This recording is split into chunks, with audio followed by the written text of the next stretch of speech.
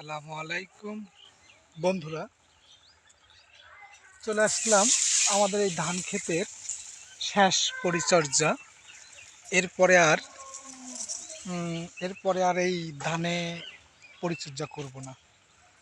তো ধানের দেখেন, ধানের এই যে এই কালারটা হয়েছে, এই যে এরকম আদা পাকা লাল লাল, এই ধানের এই যে আদা পাকা লাল লাল হয়েছে।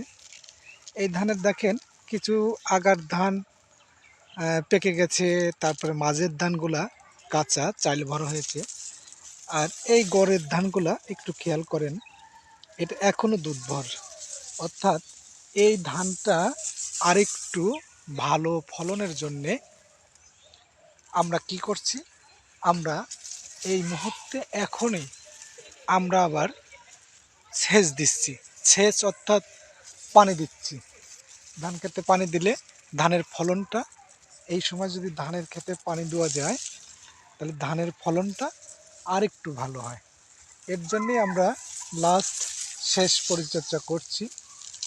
অলরেডি পানির লাইন দেওয়া আছে, আমরা পানি দিচ্ছি।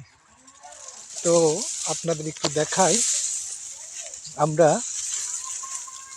পানি দিচ্ছি হলো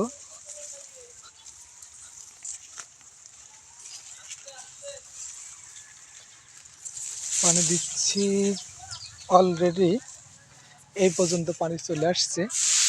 এই পর্যন্ত এই যে পানি এই পর্যন্ত চলে আসছে।